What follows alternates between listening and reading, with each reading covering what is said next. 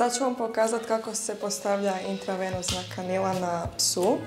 Znači, prije svega uzimamo rukavice.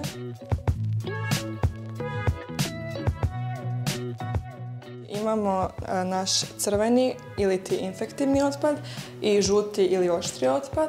Onda imamo dezinficijens, imamo škare, imamo naše kanile. U pravilu se uzimaju 3 sterilne komprese na koje stavljamo naš dezinficijens. Prije nego što postavljamo kanilu, moramo ošišati mjesto uboda, zato možemo koristiti mašinicu ili u ovom slučaju škare i znači samo ovako prođemo preko mjesta uboda. Onda uzimamo naše komprese i jednim potezom obrišemo i odmah bacamo infektivni otpad. Ovdje nam je plišanac koji je zlatni retriver ili labrador. Za njih se koriste ove zelene kanile i ovako ona izgleda. I ovo tu se zove leptirići. Njih raširimo. Onda ovaj tu čepić lagano odvrnemo. I ovdje na rubu se vidi ta igla. Primamo šapu, znači palpiramo venu i ulazimo unutra. Primimo gornji dio, zavrnemo čep i lijepimo preko naših leptirića. Onda uzimamo drugu trakicu i lijepimo ispod leptirića. Treća trakica ide ponovno gore. I to je to.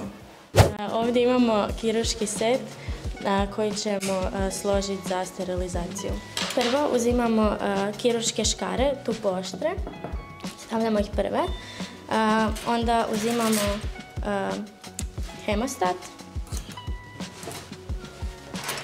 Imamo iglodržače, ovo je po koheru jer ima zubić gore. Imamo još jedan takav. Po planu. I moraju uvijek biti rastvoreni da se ne troše. Uzimamo hvataljke za prekrivke, inače ih je 4. 2 pincete, ovo je kirurška, a ovo je anatomska. Komprese. Stavljamo stalak za nožić, odnosno držač i retraktor.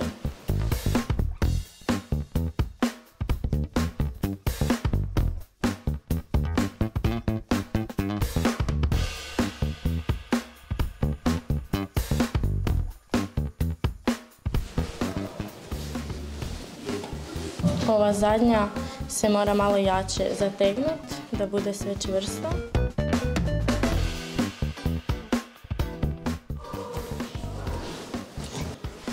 I na kraju imamo indikatorsku traku.